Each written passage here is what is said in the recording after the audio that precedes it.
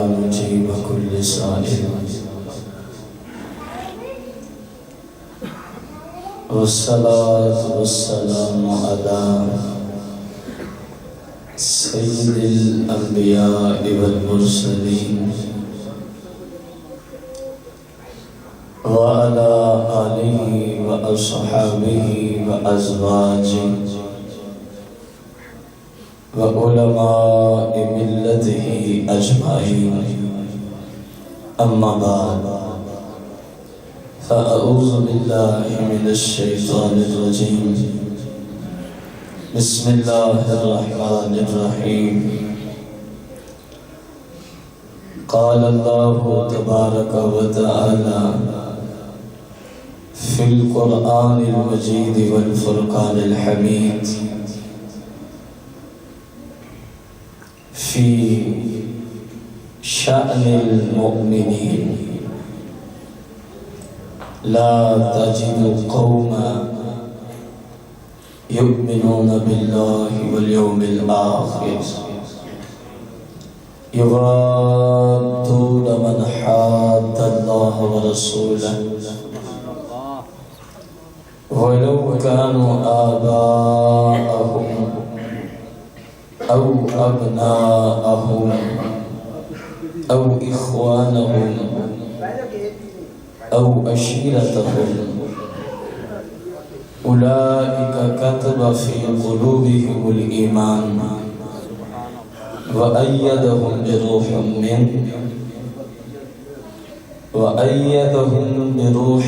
منه ويدخلهم جنات تجري من تحتها الأنهار خالدين فيها رضي الله عنهم ورضوا عنه أولئك حزب الله ألا إن حزب الله هم المفلحون آمنت بالله صدق الله العظيم قال الله تبارك وتعالى في القرآن المجيد والفرقان الحميد في شان حبيبه عليه الصلاة والتسليم إن الله وملائكته يصلون على النبي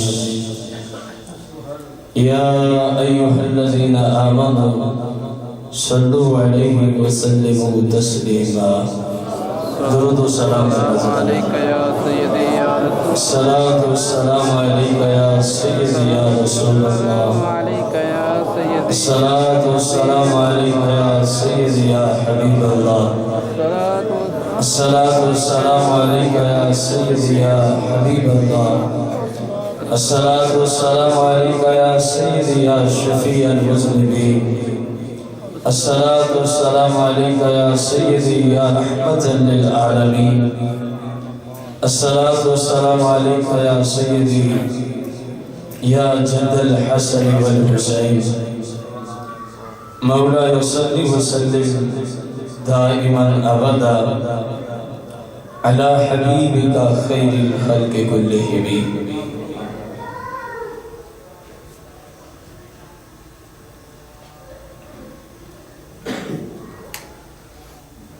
حمد و صلاة کے بعد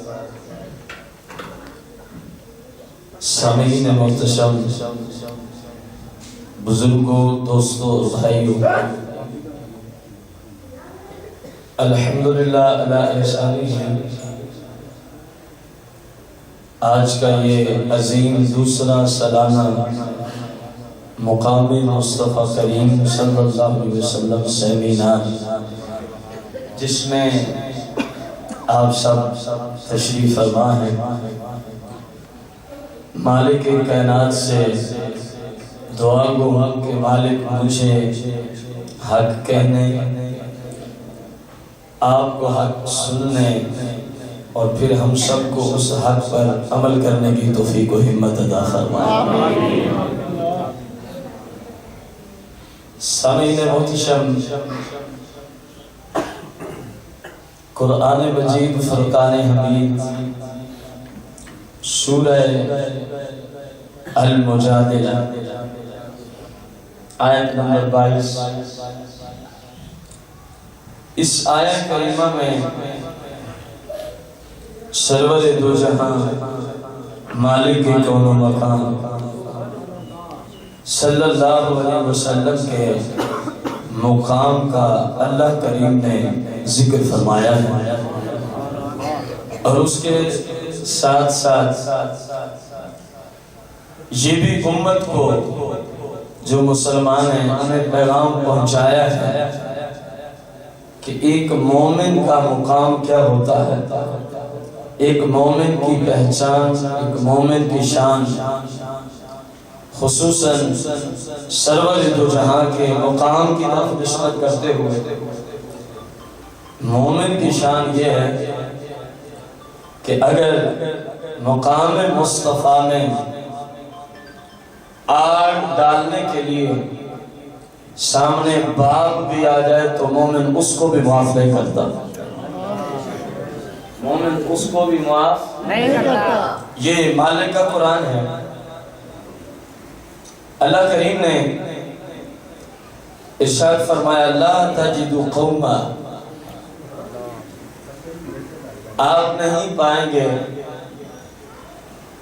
یا ایسا ہو ہی نہیں سکتا، سادہ لفظوں میں اگر میں ترجمہ کروں، ایسا ہو ہی نہیں سکتا کہ ایسے لوگ ہوں، ایسے معاشرے کے افراد ہوں یؤمنون باللہ والیوم الآخر، جو اللہ کی ذات کو بھی مانتے ہوں اور آخرت پر ایمان بھی رکھتے ہوں۔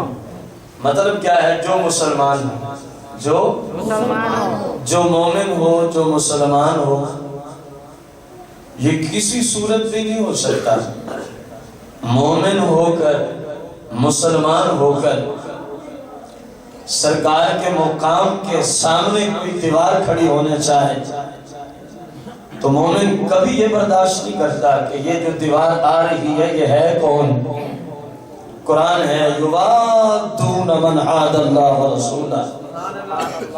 مومن محبت نہیں کرے گا، مومن محبت نہیں کرے گا، مومن کے دل میں اس کی الفت نہیں ہوگی، مسلم کے دل میں اس کا کوئی مقام نہیں ہوگا، مسلم کے دل میں اس کی کوئی عزت نہیں ہوگی۔ کس کی؟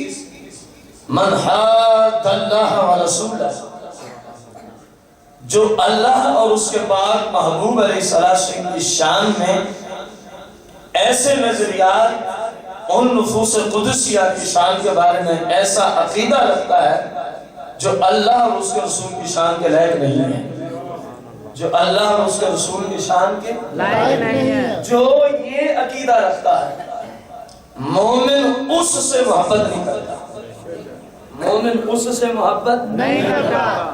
یا اللہ ممکن ہے کسی کا باپ ہی بے ایمان ہو جائے، گستاخ ہو جائے، اے مالک کائنات ممکن ہے کسی کی اولاد ہی بے ایمان ہو جائے، کسی کے بہن بھائی بے ایمان ہو جائے، گستاخ بن جائے، کسی کے قبیلے والے رشتہ دار گستاخ ہو جائیں، تو کیا پھر بھی مومن کو یہی کچھ کرنا ہوگا؟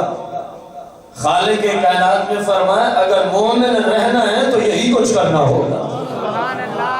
دیکھیں فرمایا وَلَوْ كَانُوا آبَاءَهُمْ، اگرچہ وہ گستاخ اس کا باپ ہی کیوں نہ ہو، وَلَوْ كَانُوا آبَاءَهُمْ، اگرچہ وہ سرکار کے مقام کو نہ تسلیم کرنے والا، سرور دو جہاں کے مقام کو نہ ماننے والا، اس مومن کا جس کی شان قرآن بیان کر رہا ہے کہ یہ گستاخ سے محبت کرتا نہیں، بلند آواز سے بولو مومن گستاخ سے محبت نہیں کرتا۔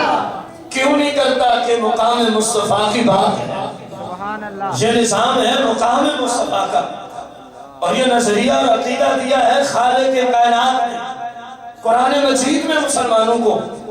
فرمایا وَلَوْ كَانُوا آبَاءَهُمْ، کسی اور سے کیا محبت کرو، فرمایا اگرچہ تمہارا باپ بھی گستاخ ہو جائے اسے محبت کی اجازت نہیں، اسے محبت کی اجازت نہیں ہے۔ اندازہ لگایا اس کائنات میں ایک ایسی ہستی موجود ہے جنہوں نے اس آیت کا مصداق ہونے کا شرف حاصل کیا ہے۔ سبحان اللہ۔ میری مراد شہنشاہ صداقت، خلیفہ بلا فصل، امیر المؤمنین، امام المسلمین، خلیفۃ المسلمین حضور سیدنا ابو بکر صدیق رضی اللہ تعالی عنہ کے والد ابھی تک اسلام نہیں لائے تھے، ابھی تک اسلام نہیں لائے تھے، ابو قحافہ ابھی تک اسلام کو قبول انہوں نے نہیں کیا تھا۔ تو انہوں نے سرکار علیہ السلام کی شان میں کوئی ایسا لفظ کہہ دیا، کوئی ایسا جملہ کہہ دیا جو سرکار کی شایان شان نہیں تھا، جو سرکار دو جہاں کی شایان شان نہیں تھا۔ فَسَقَّهُ ابو بکر سقطاً فساقطاً، شہنشاہ صداقت نے جب اپنے باپ کی زبان سے یہ جملہ دیکھا نا، سنا نا کہ میرے آقا کی شان میں ایسا جملہ بولا ہے جو میرے آقا کی شایان شان درست نہیں ہے، فَسَقَّهُ ابو بکر، خلیفہ اول بلا فصل نے اپنا ہاتھ اٹھایا اور اپنے باپ کے چہرے پہ تھپڑ رسید کر دیا۔ اندازہ لگائیں یہ رسول اللہ کا تعلیم یافتہ شخص ہے، یہ رسول اللہ کے خاص شاگرد ہیں، سرور دو جہاں کے نائب اعظم ہیں، خلیفہ بلا فصل ہیں۔ جب باپ سے سرکار کے بارے میں ایسی گفتگو سنی جو میرے اور آپ سب کے آقا کریم کی شایان شان، فَسَقَّهُ ابو بکر، تو باپ کو کیا مار دیا؟ تھپڑ رسید کیا۔ فَسُوكِلَ ذَلِكَ لِلنَّبِيِّ صلی اللہ علیہ وسلم، تو یہی گفتگو سرکار دو جہاں کی بارگاہ میں عرض کی گئی، یا رسول اللہ ابو بکر نے آج اپنے باپ کو تھپڑ رسید کیا، آج اپنے باپ کو، یہ آپ کا شاگرد خاص ہے، آپ کا تعلیم یافتہ ہے، آپ تو والدین کے حقوق پہ بڑا زور دیتے ہیں، حتیٰ کہ اتنے تک سرور دو جہاں تشریف فرما ہے، صحابہ کرام بیٹھے ہوئے ہیں، ایک بوڑھی خاتون چلتی ہوئی آتی ہے، میرے آقا کریم کھڑے ہو جاتے ہیں، چادر مبارک بچھا دیتے ہیں اور اس آئی ہوئی خاتون کو فرماتے ہیں ادھر تشریف رکھیں۔ آپ ان کے استقبال کے لیے کھڑے ہوئے، چادر مبارک بچھا دی۔ جب وہ چلی غلاموں نے پوچھا یا رسول اللہ یہ خوشبخت عورت کون تھی جس کا آپ نے اتنا مقام اتنی عزت عطا فرمائی؟ فرمایا یہ سعدیہ حلیمہ تھی جن کا میں نے دودھ لیا تھا۔ یا رسول اللہ آپ تو رضائی ماں کو اتنا رتبہ دے رہے ہیں اور یہ اپنے حقیقی باپ کو تھپڑ رسید کر رہے ہیں۔ سرور دو جہاں نے ابو بکر سے پوچھا ابو بکر یہ لوگ کیا کہہ رہے ہیں؟ عرض کی یا رسول اللہ میں نے یہ تھپڑ اپنے باپ کو مارا ہے، میں نے یہ تھپڑ اپنے باپ کو مارا ہے، لیکن یا رسول اللہ وجہ بھی تو کوئی پوچھے نا مجھ سے کہ میں نے مارا کیوں ہے؟ آپ کی شان کی بات تھی، آپ کے رتبے اور مقام کی بات تھی، میرے باپ نے آپ کی شان میں گستاخی کی تھی۔ یا رسول اللہ مجھ سے برداشت نہیں ہوتا کہ کوئی آپ کی شان میں گستاخی کرے اور میں چپ بیٹھا رہوں، جملے سننے کے قابل ہیں۔ قال واللہ، عرض کی یا رسول اللہ مجھے اللہ کی قسم ہے، مجھے اللہ کی قسم ہے، لو کان السیف قریبا، کاش کہ اس وقت میرے ہاتھ میں تلوار ہوتی، لوگ تو میرے تھپڑ کو برداشت نہیں کر رہے، لو کان السیف قریبا، کاش کہ اس وقت میرے پاس کیا ہوتی؟ دعا سے ترجمہ کریں، کاش کہ اس وقت میرے پاس تلوار ہوتی، لَضَرَبْتُهُ، یا رسول اللہ میں اپنے باپ کی گردن کو جدا کر دیتا کہ میرے باپ کی قسمت اچھی ہے کہ میرے پاس تلوار نہیں تھی۔ یا رسول اللہ سب کچھ برداشت ہے، آپ کے مقام میں جو جملہ بولے گا اس کی زبان کا ہے۔ نعرہ تکبیر، نعرہ رسالت، سیدی مرشدی، سیدی مرشدی، بس یہ سرکار کی بارگاہ میں معاملہ چل رہا تھا تو ادھر سے مالک کی کائنات نے جناب جبریل امین کو بھیج دیا. جبریل یہ قرآن کی آیت محبوب کی بارگاہ میں لے جا. لا تجد قوما يؤمنون بالله واليوم الآخر يوادون من حاد الله ورسوله ولو كانوا آباءهم. اے محبوب آپ کا رب فرما رہا ہے جو بھی مومن ہوگا وہ آپ کے مقام پر اگرچہ اس کا باپ بھی سامنے آ جائے اے محبوب مومن اس کو کبھی برداشت نہیں کرے گا. آپ کے ابو بکر نے جو کچھ کیا آپ کے رب کو یہی پسند ہے. آپ کے رب کو یہی پسند ہے. آپ اندازہ لگائیں. چلو ابو بکر صدیق نے عشق میں آ کے کر دیا تھا. سرور دو جہاں نے اپنے غلام کی چلو حوصلہ افزائی کے لیے خاموشی اختیار کرنی تھی. اگر اللہ کو یہ کام اچھا نہ لگتا اللہ کی جناب میں یہ نظریہ و عقیدہ درست نہ ہوتا تو جبریل جناب ابو بکر کی شان میں قرآن نہ لے کے آتا بلکہ الٹا مذمت ہوتی کہ محبوب ان کو فرمائیں کم از کم اپنے باپ کا ہی لحاظ رکھ لیا کریں. اللہ نے بھی ابو بکر کے عقیدے کی تائید کی ہے. فرمایا باپ بھی سامنے آئے اور ایک طرف مقام مصطفیٰ کریم ہو تو جو ابو بکر نے اپنے باپ کو تھپڑ رسید کیا اللہ کا بھی یہی نظریہ اور عقیدہ ہے کہ ان لوگوں کو بتا دیجئے میرا رب بھی اسی بات میں خوش ہے. جب میرے محبوب کے مقام کی بات آ جائے سامنے باپ کھڑا ہو تو اس کی قدر رب نے جو امت کو اسلام میں توحید پرستوں کو یہ عقیدہ عطا فرمایا ہے قرآن کو نازل فرما کے فرمایا کہ یہ جو ابو بکر کا نظریہ اور عقیدہ ہے تمہارے رب کی بارگاہ میں بڑا مقبول ہے. اگر مومن رہنا ہے تو ابو بکر جیسا عقیدہ بنا کے آنا.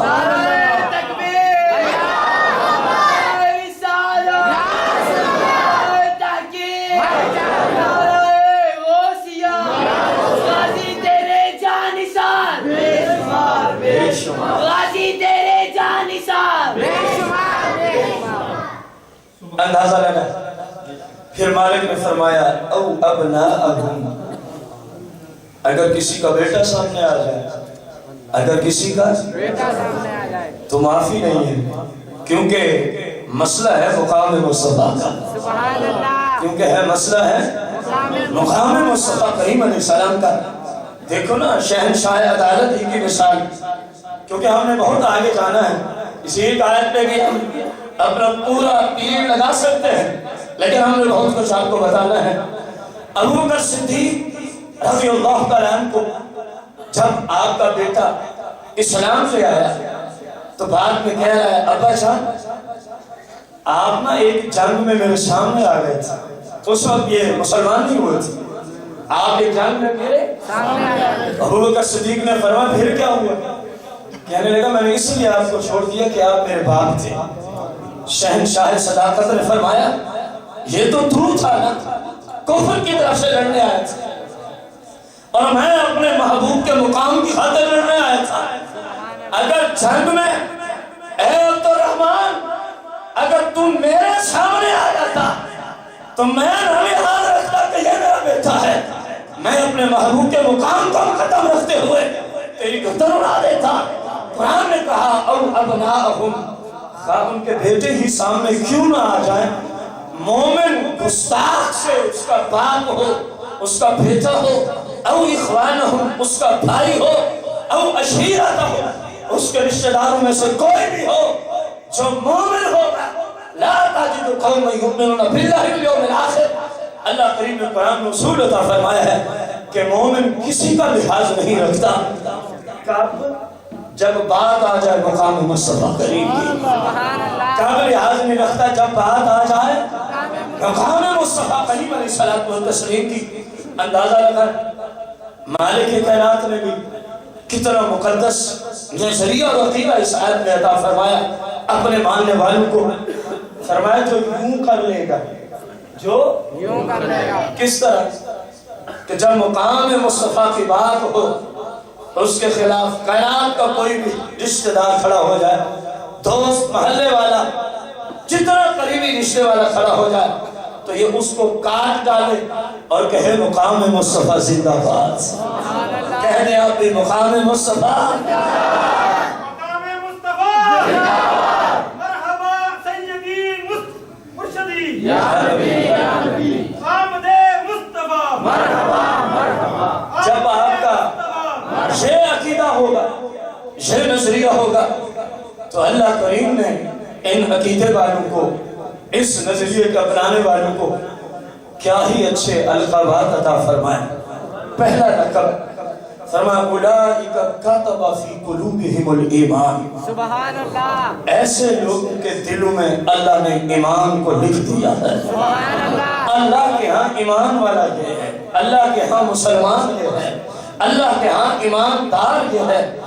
اور دوسرا اللہ کی طرف سے انعام اور لقب وَأَيَّدَهُمْ بِرُوحٍ مِّنْهُ، اور مالک کائنات ان کی ہر حال میں روح قدس سے مدد فرماتا رہے گا۔ سبحان اللہ، اور تیسرا لقب اور تیسرا مقام جو سرکار کے مقام کو سب کچھ سمجھ کے سب کو کاٹ ڈالے، فرمایا یدخلہم جنات، سبحان اللہ، ایسے مسلمانوں کو اللہ جنت میں داخلہ فرمائے گا، ایسے مسلمانوں کو مالک کائنات جنت میں داخلہ فرمائے گا، ہمیشہ ہمیشہ خالدین فیہا، وہ اس جنت میں رہیں گے۔ اور اس سے بھی چوتھا انعام ہے، اس سے بھی بڑا ہے، اندازہ لگائیں۔ اللہ نے فرمایا رضی اللہ عنہم ورضوا عنہ، سبحان اللہ، یہ وہ مسلمان ہیں رضی اللہ عنہم جن سے اللہ راضی ہو گیا ہے، جن سے اللہ راضی ہو گیا ہے۔ اس آیت میں اللہ فرما رہے ہیں میں ان مسلمانوں سے راضی ہو گیا ہوں۔ میں پوچھتا ہوں پیچھے نماز کا ذکر ہے؟ نہیں، بولے تو سنیں۔ نہیں، میرا مطلب ہرگز یہ نہیں کہ آپ نمازیں نہ پڑھیں، میرا مطلب یہ ہے نماز، روزہ، حج، زکوٰۃ، ہر نیکی اس وقت تک نیکی نہیں بنتی جب تک نسبت مصطفیٰ نہ ہو۔ میرا مطلب بس اتنا ہے، آپ اندازہ لگائیں، پیچھے روزے کا ذکر نہیں، نمازیوں کا ذکر نہیں، حاجیوں کا ذکر نہیں، زکوٰۃ دینے والوں کا ذکر نہیں، کن کا ذکر ہے؟ جن کو فرمایا اللہ نے ان کو ایمان والا لکھ دیا، اللہ ان کی روح قدس سے مدد فرمائے گا، مالک کائنات ان کو جنت میں داخلہ دے گا۔ اور چوتھا رتبہ اور چوتھا انعام فرمایا اللہ ان سے رضی اللہ عنہم ورضوا عنہ، اللہ ان سے ہمیشہ کے لیے راضی ہو گئے۔ تو گہری بات ہے، جو مقام مصطفیٰ پہ مر جاتے ہیں، جو مقام مصطفیٰ کے سامنے آنے والوں کو کاٹ ڈالتے ہیں، ان کی بات ہے بھائی اگر چاہتے ہو کہ اللہ راضی ہو جائے، سورہ مجادلہ آیت نمبر 22 میں اللہ نظریہ کا فرما رہا ہے، اللہ قرآن میں لوگوں کو وہ طریقہ دے رہا ہے کہ اللہ کو راضی کرنا ہے تو انداز کیا ہے، نظریہ یہ ہے، عقیدہ یہ ہے، اللہ اس وقت کسی سے راضی نہیں ہوتا جب تک وہ ہر ہستی سے اوپر مصطفیٰ کریم کے مقام کو نہیں رکھ لیتا۔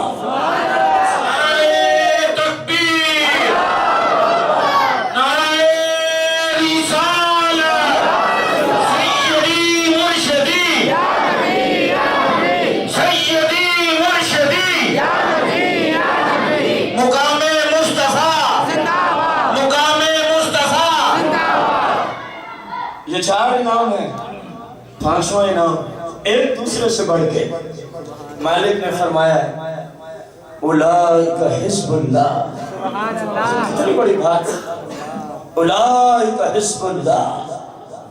دیکھو آپ کہیں نا میں اللہ والا ہوں، سبحان اللہ، میں کہوں میں اللہ والا ہوں، ساری زندگی تسبیحاں پکڑ کے پڑھتے رہے میں اللہ والا ہوں، میں اللہ والا ہوں، پتہ نہیں قبول بھی ہے کہ نہیں، ایسے ہے کہ نہیں، کوئی کہنے سے بن نہیں جاتا، بے شک کوئی کہنے سے بن نہیں جاتا، اور یہاں ان لوگوں کو کتنا شان عطا فرمائی ہے سبحان اللہ صرف مقام مصطفیٰ کی وجہ سے، سبحان اللہ صرف مقام مصطفیٰ کی وجہ سے میں کہوں میں اللہ والا ہوں یہ بات اور ہے، اور اگر اللہ فرما لے یہ بندہ اللہ والا، سبحان اللہ قرآن ہے کسی مفتی کا فتویٰ نہیں ٹھکرا دیا جائے، فرمایا جن کا یہ عقیدہ ہے، جن کا یہ نظریہ ہے، جن کا یہ ایمان ہے کہ سب کچھ بعد میں ہے، مقام مصطفیٰ سب کچھ بعد میں ہے، مقام مصطفیٰ پہلے ہے، سنیو اپنی قسمت پہ راز کرنا، اللہ نے آپ کو 5واں رتبہ یہ عطا فرمایا ہے، فرمایا اولئک حزب اللہ، یہی اللہ کا گروہ ہے، یہی اللہ والے ہیں، کون جو مقام مصطفیٰ پہ مر مجھتے ہیں، جو مقام مصطفیٰ کو کاٹنے کی کوشش کرے یہ اس کے ہاتھ پہ اس کی گردن کاٹ کے رکھ لیتے ہیں، فرمایا اولئک حزب اللہ، اللہ فرما رہا ہے میرے یہ ہیں، میرے دیکھو اپنا کہنا کچھ اور ہے اور خالق کا فرما دینا کہ یہ میرے ہیں اس کا رتبہ ہی کچھ اور ہے، اور یہ حدیث نہیں کہ ضعیف کہہ کے جان چھڑا لی جائے، یہ قرآن ہے اور مقام مصطفیٰ کا بیان ہے، اور مقام مصطفیٰ کا بیان ہے، کتنا زبردست مسلک اہل سنت کے عقیدے کی مائیت یہ آیت ہے، کس قدر آپ کے عقیدے کو اظہار قرآن کے اس آیت سے ہو رہا ہے، دیکھو اگر آج پورے ورلڈ میں عزت مصطفیٰ پہ، ناموس مصطفیٰ پہ، مقام مصطفیٰ پہ پورے ورلڈ میں نعرہ تکبیر، نعرہ تکبیر، نعرہ رسالت، نعرہ رسالت، سیدی مرشدی، سیدی مرشدی، سیدی مرشدی، سیدی مرشدی، مقام مصطفیٰ، مقام مصطفیٰ، میں حضور فخر و سعادات پیر طریقت رہبر شریعت آفتاب ولایت ولی کامل آل رسول حضرت علامہ صاحبزادہ سید جمال اشرف الشرفی الجیلانی الگیلانی دامت برکات و مالیہ کو آج کے اس مقام مصطفیٰ سیمینار میں خوش آمدید کہتا ہوں۔ سیدی مرشدی یا نبی یا نبی مرشدی یا نبی یا نبی جیوے جیوے مرشد جیوے جیوے جیوے مرشد جیوے۔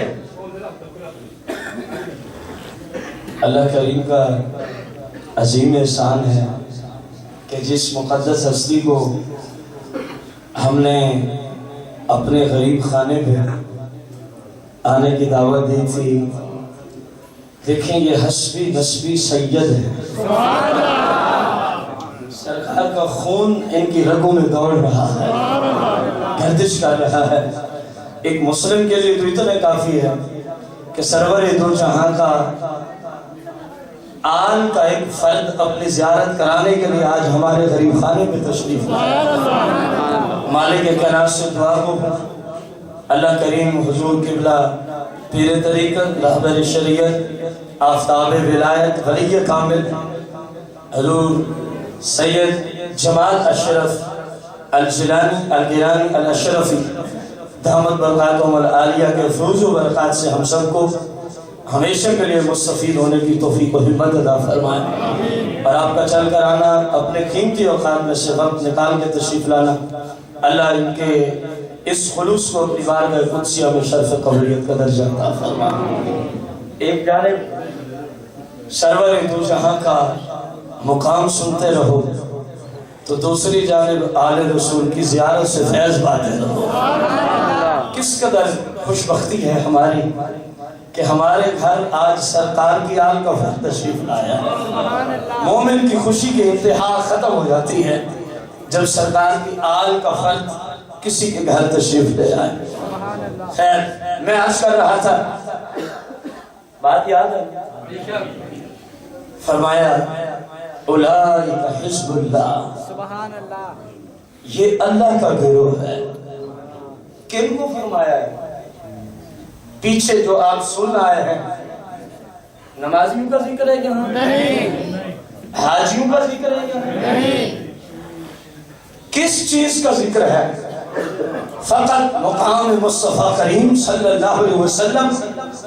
فرمایا جو مقام مصطفیٰ کریم پہ مر مٹتا ہے کائنات کی ہر اٹھنے والے فتنے کو, وَلَوْ كَانُوا آبَاءَهُمْ أَوْ أَبْنَاءَهُمْ أَوْ إِخْوَانَهُمْ أَوْ عَشِيرَتَهُمْ, خواہ اٹھنے والا فتنہ جو مقام مصطفیٰ کو توڑنا چاہتا ہے, فرمایا اس کا باپ ہو, اس کے بھائی ہوں, اس کے قبیلے والے ہوں, کوئی بھی ہو, اس کو ذبح کر دے. تو فرمایا اللہ کے ہاں اولئک حزب اللہ, یہی اللہ کا گروہ ہے, یہی اللہ کا گروہ ہے.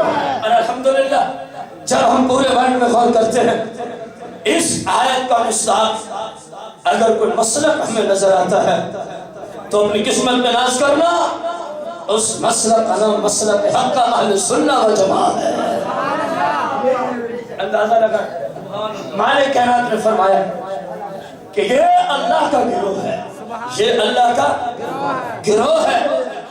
اور پھر فرمایا آج ہر شخص یہ جملہ بولتے ہوئے نظر آتا ہے میں کامیاب ہوں, میری اولاد کامیاب ہے, کوئی کہتا ہے فلاں کامیاب ہے, کوئی کہتا ہے فلاں کامیاب ہے.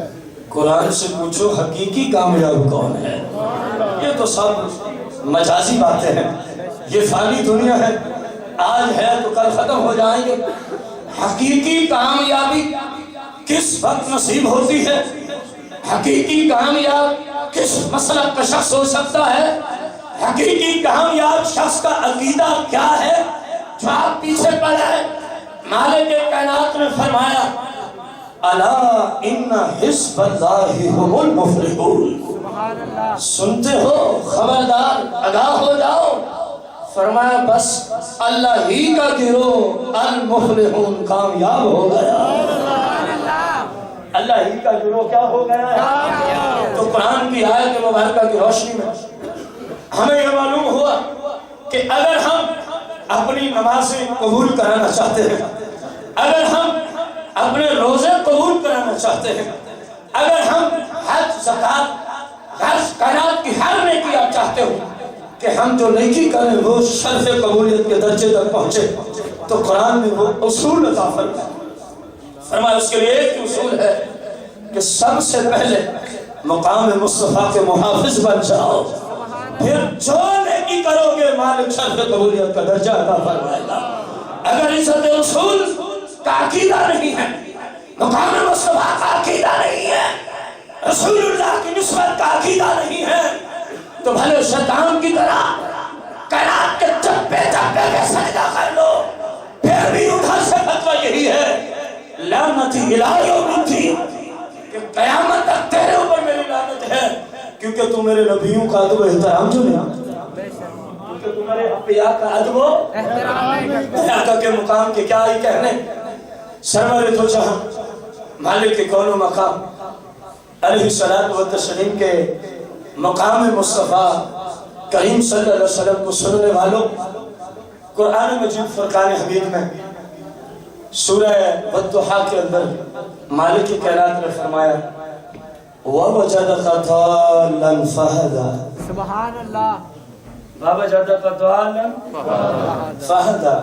دیکھو میرے محبوب کا مقام کیا ہے. اب لوگوں کو تو سمجھ ہی نہیں ہے کہ اس کا ترجمہ کیا ہے, لوگوں نے تو یہاں آ کے اپنا ایمان ہی برباد کر دیا. پوچھو امام فخر الدین رازی سے, تفسیر کبیر والے سے کہ بابا جادہ کا دھالا کا کیا مطلب ہے. آپ نے بہت سارے معنی بیان کیے, میں ان میں سے ایک معنی آپ کے سامنے رکھنے چلا ہوں جس کا تعلق مقام مصطفیٰ کریم صلی اللہ علیہ وسلم سے ہے. امام فخر الدین رازی رضی اللہ تعالیٰ عنہ فرماتے ہیں سرور دو جہاں علیہ السلام چھوٹی عمر مبارک میں ہے ظاہرا, کس حیثیت سے ظاہرا, اور باطناً تو آپ کی عمر کو سوائے اللہ کے کوئی جانتا ہی نہیں, سوائے اللہ کے کوئی جانتا ہی نہیں ہے. اپنے دادا جان حضرت سیدنا عبد المطلب رضی اللہ تعالیٰ عنہ کے ساتھ مکہ شریف کی وادیوں میں تشریف لے گئے اور اپنے دادا جان سے بچھڑ گئے۔ یہ امام فخر الدین رازی کے جملے ہیں اس آیت کی تفسیر میں، اور میں نے ممکن ہے اس میں خطا ہو تو اللہ مجھے معاف کرے، سرور دو جہاں جان بوجھ کے اپنے دادا جان سے جدا ہو گئے، سبحان اللہ، جان بوجھ کے اپنے دادا جان سے جدا ہو گئے۔ عمر مبارک کوئی 5 سے 6 سال کی، ذہنی طور پہ عمر مبارک 5 سے 6 سال کی۔ اب آپ کے دادا جان کو فکر لاحق ہوئی کہ نہ جانے میرا بیٹا کہاں چلا گیا، تو آپ کعبہ مشرفہ کی طرف تشریف لے آتے ہیں، کعبے کے غلاف کو اپنے سر کے اوپر ڈالا اور اللہ سے دعا کی جا رہی ہے، یا اللہ میرا بیٹا مجھے ملا دے، یا اللہ میرا بیٹا مجھے ملا دے۔ سرور دو جہاں ادھر مالک کی جناب میں راز و نیاز کی گفتگو میں ہیں، سبحان اللہ، تو ادھر سے ابو جہل کا گزر ہوتا ہے۔ کس کا گزر ہوتا ہے؟ ابو جہل کا۔ اونٹ پہ سوار ہے، اونٹ چلتا ہوا جا رہا ہے، جب دیکھا نا ابو جہل نے، کیونکہ ابھی تک تو دشمن نہیں بنا تھا، کیونکہ لوگ دشمن اس وقت بنتے ہیں جب بندہ کوئی حق کی تبلیغ کرنا شروع کرے، اس سے پہلے سارے راضی ہوتے ہیں۔ جب آپ قرآن و سنت کی آواز بلند کریں گے حقانیت کی، تو جو حق والے ہیں وہ آپ کے ساتھ، جن کو حق نہیں بچتا آپ کے خلاف۔ ابھی تک دشمن نہیں ہے، تو اس نے دیکھا 5 سے 6 سال کی عمر مبارک ہے، کیوں نہ ہو میں اپنی اونٹنی پہ بٹھا کے تو ان کے گھر تک پہنچا، ان کے گھر تک پہنچا دوں۔ امام فخر الدین رازی فرماتے ہیں تفسیر کبیر میں، ابو جہل نے اس نظریے سے کہ عمر چھوٹی ہے ظاہراً، اپنے پیچھے بٹھایا اونٹ پہ تاکہ مجھے یوں پکڑ لیں گے، کہیں آگے بٹھاؤں تو گر نہ جائے۔ اب اس احمق کو کیا پتا کہ جن کے گرنے کی تو سوچ رکھتا ہے، یہ تو ہر حال میں، ہر جگہ جہاں بھی کوئی کسی وقت بھی گر جاتا ہے، اٹھانے والے تو آپ ہی ہیں، اٹھانے والے تو آپ ہی ہیں، اولین و آخرین میں۔ خیر اس نے اپنے عقیدے کا اظہار نہیں کیا تو سرکار کو اپنے پیچھے بٹھا دیا۔ یہ وہی اونٹنی ہے جو چلتی ہوئی آ رہی تھی، اب اونٹنی چلنے کا نام نہیں لیتی۔ سبحان اللہ، میرے آقا کا مقام تو وہ ہے کہ حیوانات کو بھی اللہ نے علم عطا فرمایا۔ سبحان اللہ۔ ابھی عمر مبارک 6 سال اور اعلان نبوت ظاہری طور پہ کس 40 سال کی عمر مبارک میں ہو رہا ہے۔ اندازہ لگائیں اونٹنی اٹھنے کا نام نہیں، عجیب معاملہ ہے۔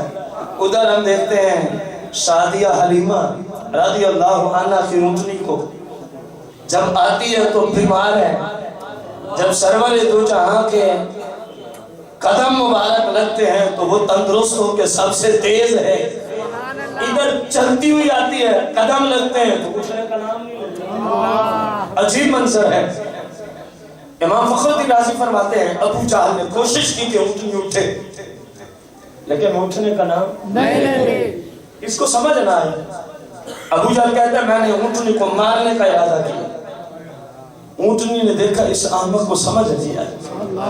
امام فخر الدین رازی نے فرمایا کہ اونٹنی بول اٹھی۔ کون بول اٹھی؟ اور عربی زبان میں اونٹنی بول اٹھی، کہنے لگی یا احمقو ھذا امام، یا احمقو ھذا، اے احمق، اے گدھے انسان، ھذا امام، یہ امام ہے، امام، یہ کیا ہے؟ امام ہے۔ فرمایا امام کون ہوتا ہے؟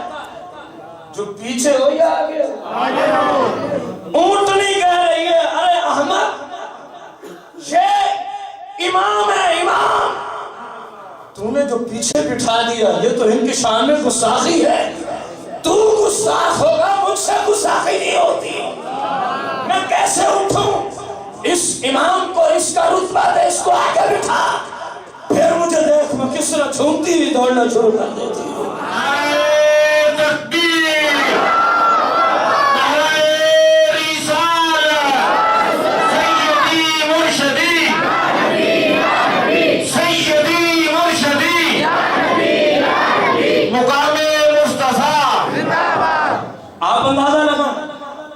کیا اس وقت رسول اللہ صلی اللہ علیہ وسلم ظاہری طور پہ امام تھے؟ نہیں. امامت کا منصب تو 40 سال مبارک کی عمر کے اس وقت آ کے سنبھالا ہے. سامنے زہر جو اب میرا سوال ہے اس اونٹنی کو جو کام 35 سال بعد میں ہونا ہے اس اونٹنی کو 35 برس پہلے کیسے معلوم ہو گیا کہ ہاذا امام، یہ تو امام ہے، یہ تو 40 سال کی عمر میں جا کے اعلان نبوت کرے گا. میں صرف انہیں بتانا چاہتا ہوں جو کہتے ہیں ہمارا نبی وہ ہے جو دیوار کے پیچھے نہیں جان سکتا. ارے ہم کو، ارے بیوقوفو ندانو، تم تو میرے محبوب کی بات کرتے ہو. میرے محبوب کے نالائن شریفین قدمین کی برکت دیکھو. ابو جہل کافر ہے، گستاخ ہے، اس کی اونٹنی کو رسول اللہ کے قدم مبارک لگ جائیں تو اونٹنی جو کام 35 سال بعد میں ہونا تھا اونٹنی کو 35 سال پہلے پتہ چل گیا. میں آپ سے پوچھتا ہوں اور ان سے بھی پوچھتا ہوں، جس محبوب کے قدم کی اتنی برکت ہے، جس محبوب کے نلائن شریفین کے مقام کا رتبہ یہ ہے، اگر کافروں کی سواری کو لگ جائے جو کام 35 سال بعد میں ہونا ہوتا ہے اس اونٹنی کو پہلے معلوم ہو جائے، اللہ جانے کہ اس محبوب کا اپنا کیا مقام ہو.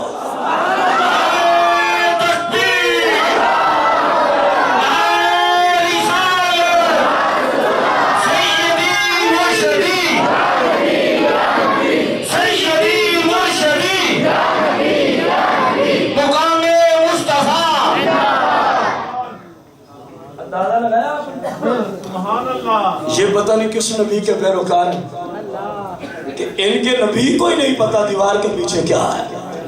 اور ہمارے محبوب کی تو شان یہ ہے اگر کافروں کے حیوان کو بھی نلین شریفین مس ہو جائیں تو جو کام 35 سال بعد میں ہونا ہے اس اونٹنی کو بھی شعور آ گیا کہ یہ تو 40 سال کی عمر میں جا کے امام بن جائے گا. آپ اندازہ لگائیں میرے محبوب کے مقام کو رب نے کس کس انداز سے اور کس کس حیثیت سے اجازت فرما رکھا ہے. امام فخر الدین رازی فرماتے ہیں پھر ابو جہل نے سرور دو جہاں کو لیا اور اپنے آگے بڑھایا. اب اونٹنی جھومتی ہوئی جا رہی ہے. وہی اونٹنی ہے جس کو مالک مارتا ہے تو وہ سنتی نہیں، حتیٰ کہ اس کو بولنا پڑا کہ اس احمد کو سمجھ ہی نہیں آئی کہ میں کیوں نہیں اٹھ رہی، آخر وجہ کیا ہے، میرے نہ اٹھنے کی علت کیا ہے، سبب کیا ہے. فرمایا کہ کچھ ہو سکتا ہے اگرچہ مالک کائنات نے تجھے ظاہری طور پہ میرا مالک بنا دیا ہے اے ابو جہل، لیکن ہم سارے مملوک تو مصطفیٰ کے ہیں نا، ہم اپنے آقا کی شان میں گستاخی تو برداشت نہیں کر سکتے. اندازہ لگائیں ابو جہل آگے بٹھاتا ہے تو اونٹنی جھومتی ہوئی جا رہی ہے. اب سرور دو جہاں کی عمر مبارک بڑھتی آئی حتیٰ کہ 40 سال مبارک کی عمر میں غار حرا میں آپ تشریف فرما ہے. جب قرآن کا نزول ایک وقت ہو بھی آیا، امام فخر الدین رازی نے فرمایا کہ جبریل یہ آیت لے کے آئے وَوَجَدَكَ ضَالًّا فَهَدَىٰ. معبود وہ اٹھنے والا واقعہ یاد ہے، تم نے کیا ترجمہ کیا ہے، ہلاک ہو جاؤ تم نے کیا ترجمہ کیا ہے. اسی آیت سے لوگوں نے رسول اللہ کو گمراہ لکھ دیا. اسی آیت کا ترجمہ کچھ لوگوں نے کیا کہ ہمارا نبی گمراہ ہو گیا. ارے ضالًا کا معنی جہاں عربی لغت میں گمراہ ہونے کا آتا ہے وہیں عربی لغت میں گم ہونے کے معنی میں بھی آتا ہے، وہیں عربی لغت میں چھل بجانے کے معنی میں بھی آتا ہے، وہیں عربی لغت میں کسی سے بچھڑ جانے کے معنی میں بھی آتا ہے. اللہ تو محبوب کا مقام یوں بیان کر رہا ہے کہ ایک چھوٹی سی بات ہوئی تھی 5 سے 6 سال کی عمر میں جب قرآن کا نزول ہوتا ہے تو رب کو وہ بات اتنی پسند آئی تھی کہ اسی بات کو قرآن بنا کے محبوب کو فرمایا وَوَجَدَكَ ضَالًّا فَهَدَىٰ. سبحان اللہ. محبوب اپنی 5 سے 6 سال عمر والا واقعہ تو یاد کریں جب آپ اپنے دادا جان سے بچھڑ گئے تھے. فہدا ہم نے آپ کو آپ کے دادا جان سے ملا دیا تھا. امام فخر الدین رازی تفسیر کبیر کا مصنف عربی زبان میں 32 جزء میں مشتمل قرآن کی یہ تفسیر ہے. اندازہ لگائیں آج کے اس موضوع کی بات کریں ہم یا قرآن کا اتنا بڑے مفسر قرآن کی بات کو لیا جائے گا اس موضوع کے ترجمے کو لیا جائے تو بندے کا ایمان ختم ہو جاتا ہے. اور میرے امام فخر الدین رازی کی تفسیر کا اندازہ لگائیں ایمان تو ختم کیا ہوگا. ایسے انداز میں معنی بیان کیا کہ مومن جب پڑھ لیتا ہے سن لیتا ہے ایمان پہلے سے زیادہ تر و تازہ ہو جاتا ہے. تکبیر. اللہ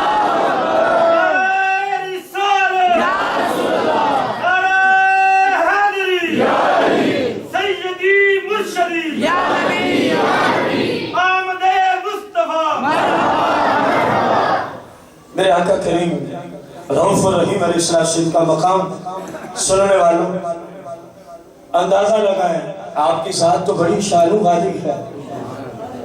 آپ کے نام کا مقام ہی دیکھ لیں شان تو بڑی اعلیٰ ہے. آپ کی ذات کا مقام بڑا اعلیٰ ہے. میرے محبوب کے نام کی برکت اور مقام کو دیکھو. تفسیر ہے در منصور. تفسیر کا کیا نام ہے؟ در منصور. تفسیر در منصور. امام جلال بن سیوطی آشافعی رضی اللہ تعالیٰ کی یہ تفسیر مبارکہ اور یہ وہ مفسر قرآن ہے وہ محدث قرآن ہے وہ عاشق رسول ہے وہ بنی کے نعمت ہے کہ جاگتے ہوئے سبحان اللہ کس حالت میں جاگتے ہوئے سارے بھائی بولو کس حالت میں میرے آقا کریم نے امام جلال بن سیوطی کو یہ سن 9 ہجری کے امام ہیں. سبحان اللہ آپ کو جاگتے ہوئے اللہ کریم کے پاک محبوب نے 72 مرتبہ دیدار عطا فرمایا.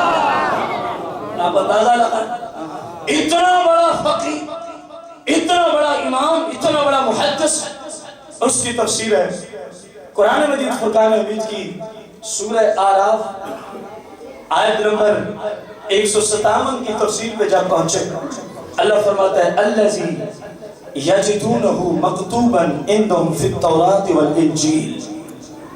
میرا محبوب وہ ہے یجدونہ جس کو اہل کتاب پاتے ہیں مکتوبا جن کی شانیں لکھی ہوئی ہیں عندہم اہل کتاب یہودی اور عیسائیوں کے پاس کس کتاب میں فی التوراۃ والانجیل.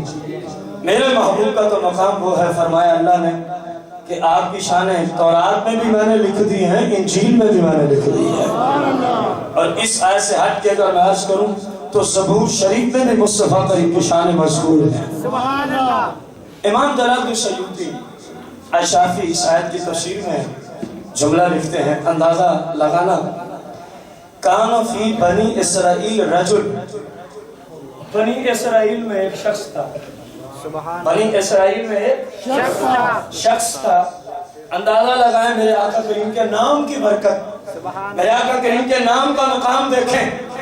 فرمایا بنی اسرائیل میں کس قوم میں بنی اسرائیل میں ایک شخص تھا ایک شخص تھا اصلہ تعالی مئت سنہ اس نے 200 سال. پہلی قوموں کی عمریں بڑی طویل ہوتی تھی. کتنا عرصہ 200 سال. کیا کیا اصلہ تعالی اللہ کی نافرمانی میں لگا 200 سال اللہ کی نافرمانی میں گزار دیے. ثم ماتا پھر وہی ہوا جو میرے اور آپ سب کے ساتھ ہونے والا ہے پھر وہ مر گئے. ثم ماتا پھر وہ اب قوم والوں نے رشتہ داروں نے محلے والوں نے پڑوسیوں نے اس کی نافرمانیوں کی وجہ سے اس کی فَأَخَذُوا فَأَلْقُوا پکڑا اس کو گھسیٹا اور وہاں جا کے ڈال دیا جہاں لوگ اپنے گھروں کی صفائی کر کے گند ڈالا کرتے ہیں. کیوں اللہ تعالیٰ میت سنہ اس نے 200 سال اللہ کی کیا کی ہے نافرمانی. لوگ اتنے تنگ تھے اس بندے سے، انہوں نے گھسیٹا اور وہاں ڈال دیا. آپ اندازہ لگانا فَأَوْحَى اللَّهُ إِلَى مُوسَىٰ علیہ السلام. سبحان اللہ. اللہ کریم نے وحی نازل فرمائی جناب موسیٰ علیہ السلام کی طرف. وحی کے جملے کیا ہیں؟ ان اے پاک پیغمبر، ان اخرج، آپ تشریف لے جائیے، آپ تشریف لے جائیے. فصلی علیہ، ہمارا ایک دوست وہاں پڑا ہوا ہے، اس کو غسل دیں، اس کو کفن دیں. فصلی علیہ، پھر اس کی نماز جنازہ ادا کریں. سبحان اللہ. ایک جانب لوگوں کا اسلوب دیکھیں، ادھر مالک کائنات کی رحمت کو دیکھیں. سبحان اللہ. وجہ آتی ہے قال یا ربی بنو اسرائیل شاہدوا انہو اساق مئت سنہ. جناب موسیٰ علیہ السلام جب اس مقام پہ پہنچے، لوگوں نے دیکھا کہ ہمارے وقت کے پیغمبر تشریف لائے ہیں. ان کا کلیم اللہ علیہ السلام آپ کیسے تشریف لائے؟ فرمایا یہ جس بندے کو آپ لوگوں نے گھسیٹا ہے نا، گندگی کے ڈھیر پہ ڈالا ہے نا، اللہ کا حکم ہے ان کو غسل دینا ہے، کفن دینا ہے، ان کی نماز جنازہ پڑھا کے دفن کرنا ہے. سبحان اللہ. فشاہدوا، تو ان سب نے گواہی دی. ان سب نے کیا دی؟ گواہی دی.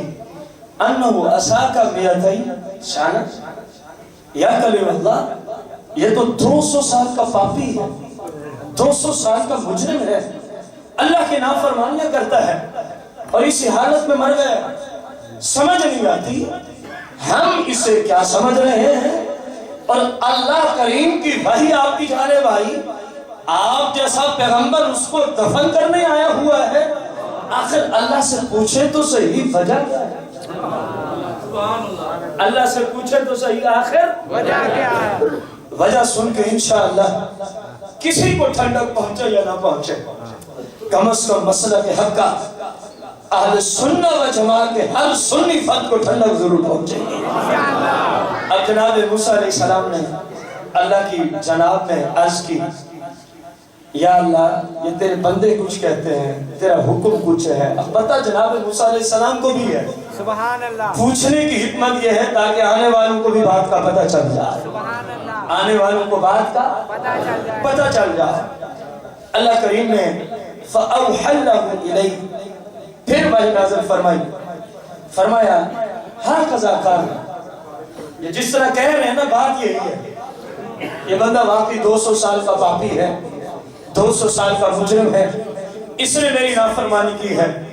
لیکن اے موسیٰ علیہ السلام، لوگ صرف اس کی 200 سال کی نافرمانیوں کو دیکھ رہے ہیں اور میں رب اس کی ایک ادا کو دیکھ رہا ہوں، اور میں رب اس کی ایک اب وہ ادا سننا آپ کے مسئلہ کی تائید بھی ہے، آپ کے ایمان کی ٹھنڈک بھی ہے، اور انشاءاللہ بخشش کا ذریعہ بھی ہے.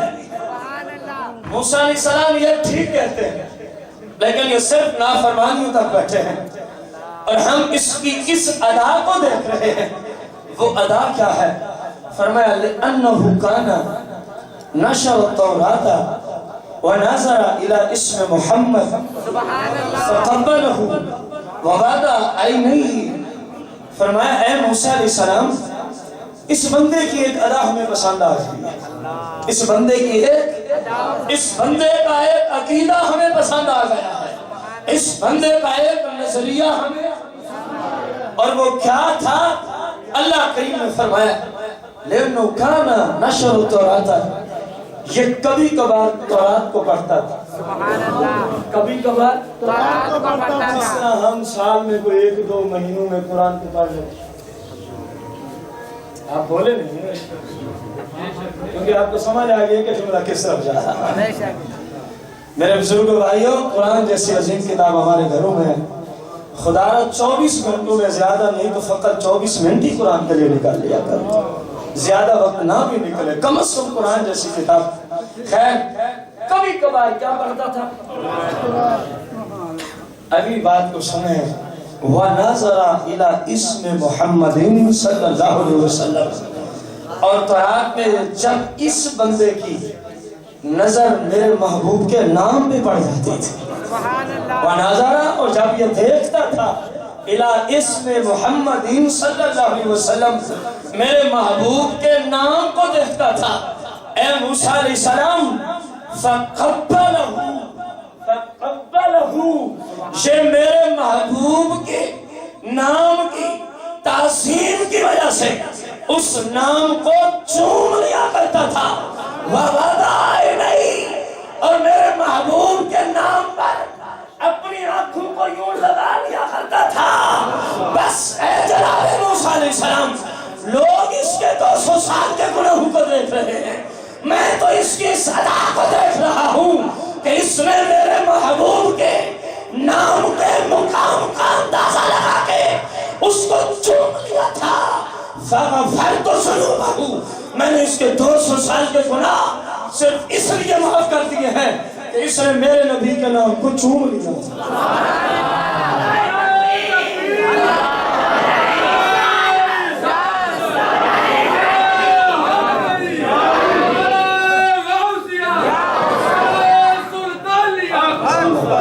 اندازہ لگا جس محبوب علیہ السلام کے نام کا یہ مقام ہے کہ وہ بندہ بنی اسرائیل کا، وہ قوم بنی اسرائیل کا فرد ہے، اور الحمدللہ علیہ السلام میں اور آپ رسول کریم صلی اللہ علیہ وسلم کی امت کے فرد ہیں۔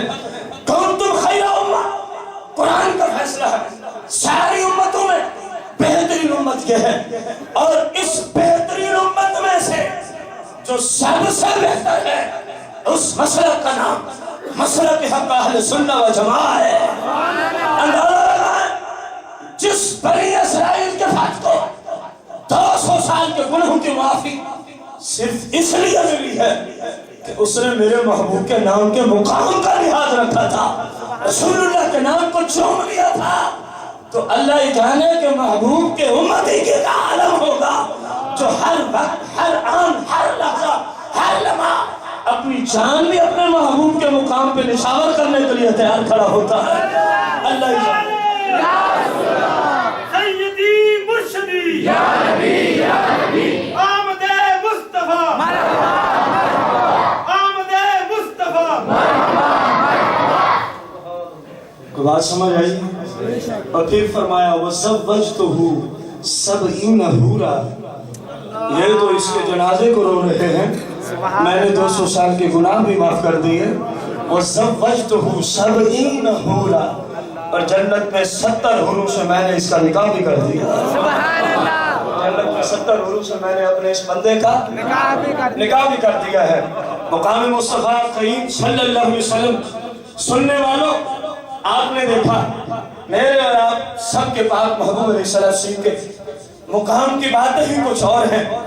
آپ کے نام کا مقام بندہ مان جائے تو مالک کریم اس بندے سے راضی ہو جاتا ہے، اور جو آپ کی ذات کے مقام کو مان کے بیٹھا ہو اور پھر ہر وقت یہی نظریہ ہو، یا رسول اللہ آج ہم اس مقام مصطفیٰ کریم سیمینار میں دوبارہ اپنے اس عہد کو تجدید کرتے ہیں، یا رسول اللہ 24 گھنٹے ہماری جانیں، ہمارا مال، ہماری عزت، ہماری اولاد، جہاں کہیں بھی آپ کی ناموس کو آپ کے مقام کے لیے ضرورت ہوگی، یا رسول اللہ ہم سب اپنی جانیں نچھاور کرنے کے لیے تیار بیٹھے ہیں۔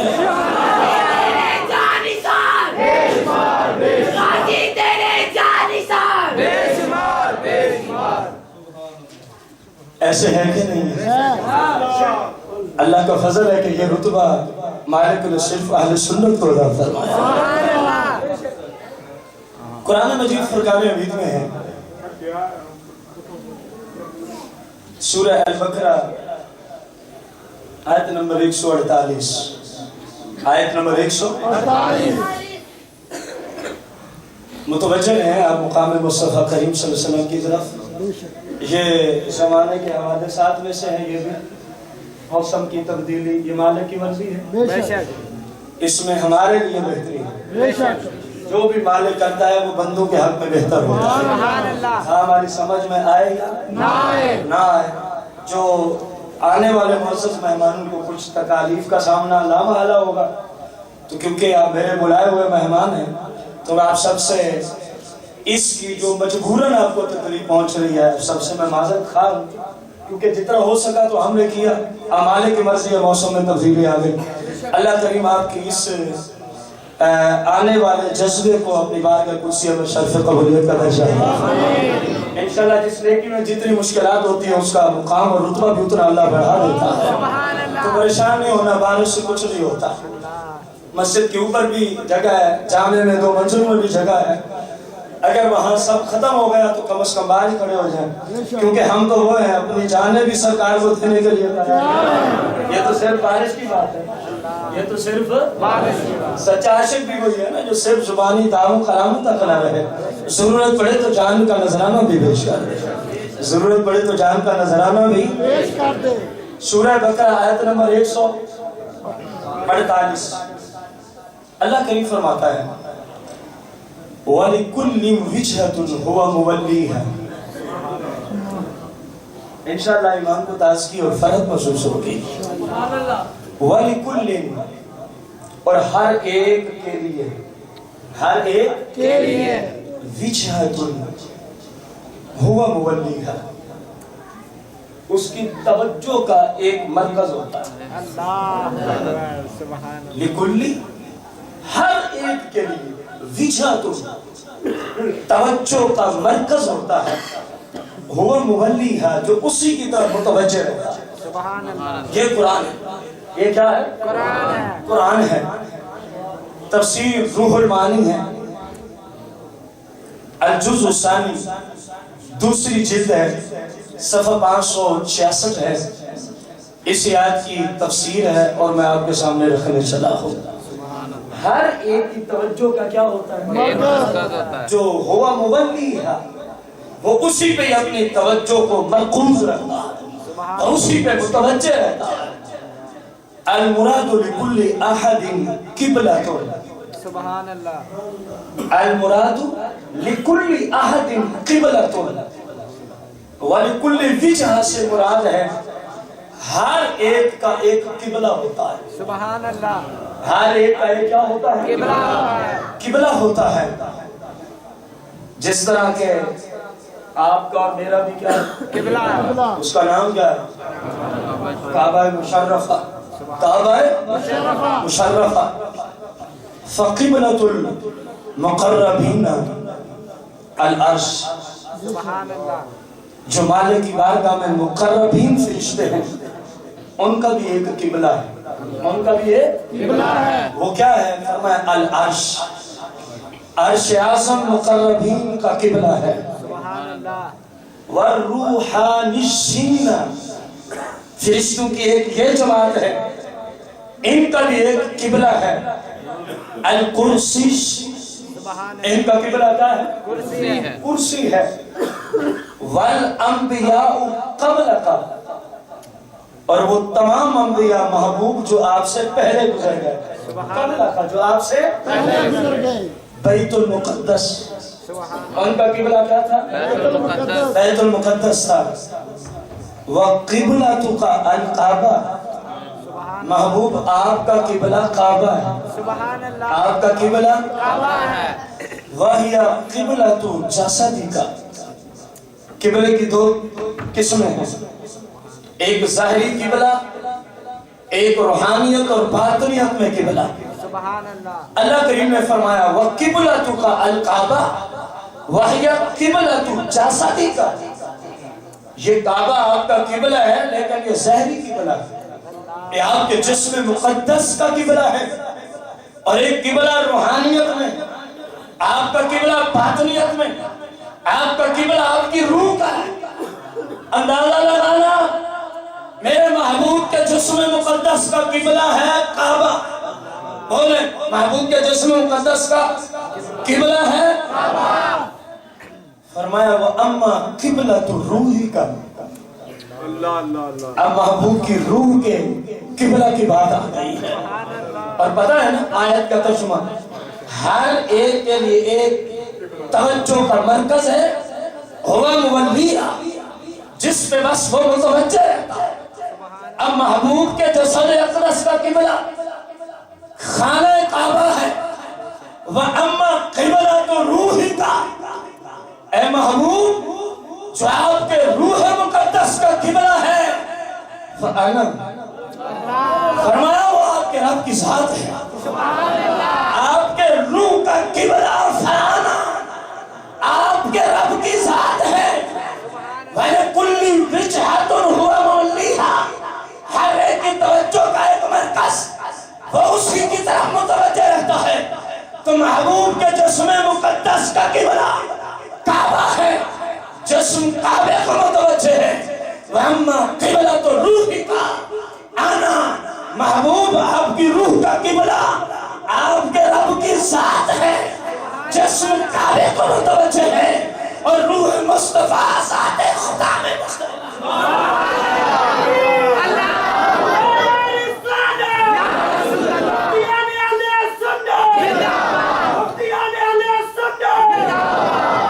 یہ آپ کے جسم مقدس کا قبلہ جو ہے وہ کعبہ ہے. ابھی جو جس بات کے لیے میں نے اس آیت کو چنا ہے وہ تو ابھی باقی ہے. ظاہر ہر ایک کا ایک قبلہ ہے تو رب کا بھی ہونا چاہیے. انتہا ہو جائے گی. ہمارے جیسے حذف کمزور لوگوں کے نالج کے اعتبار سے مقام مصطفیٰ کی اس سے آگے جانا ہمارے بس کی بات ہی نہیں ہے. اور یہ بھی محبوب مقدس کا فیض ہے کہ ہم یہاں تک پہنچ آئے. ورنہ ہمارے جیسے گنوار ہمارے جیسے اجمی و نسل ہمارے جیسے کمزور ضعیف اور رسول اللہ جیسی مقدس ہستی کا مقام ناممکن تھا. کہ جو ممکن ہوا یہ فیض مصطفیٰ ہے. آپ جو تشریف لائے یہ بھی تو فیض مصطفیٰ ہے. ہر بندے کو تو سرکار اپنی شان سننے کی توفیق ہی عطا نہیں فرمائے. جس کو فیض پہنچ رہا ہوتا ہے پھر فیض کے پہنچنے کے مختلف انداز ہیں. جس کو جیسا پہنچتا ہے ویسا مقام مل جاتا ہے. اندازہ لگائیں محبوب وَأَمَّا قِبْلَةُ رُوحِكَ اور آپ کی روح مقدس کا قبلہ فرمایا آپ کا رب ہے. آپ کا اگلی بات کو ذرا ہر خیال سے پاک ہو کے بس مقام مصطفیٰ کو دلوں میں بسا کے اگلے جملے سنیں. اے علامہ سید محمود علوسی رضی اللہ عنہ تیرے مزار پہ رب کی کھربوں لا تعداد رحمتیں نازل ہوں. تو نے کیسے سمندروں سے موتی چھوڑ کے اپنی تصویر میں پرو دیے ہیں جو آج مسئلہ اہل سنت کی تائید میں مقام مصطفیٰ کے دور میں پیش کیے جا رہے ہیں. اب انبیاء سابقہ کا قبلہ بیت المقدس بات کو میں کہوں گا تو انشاءاللہ ضرور آئے گا. اور آپ کے جسد اقدس کا قبلہ جو ہے وہ قبلہ تو کعبہ وحیہ قبلہ تو جسدی کا کعبہ آپ کے جسم مقدس کا کیا ہے قبلہ ہے. وَأَمَّا قِبْلَةُ رُوحِكَ فَأَنَا اور آپ کی روح مقدس کا قبلہ میں ہوں. وَقِبْلَتِي أَنْتَ محبوب مقدس آپ کی روح کا قبلہ میں ہوں. وَقِبْلَتِي أَنْتَ اور اللہ کا قبلہ مصطفیٰ ہے.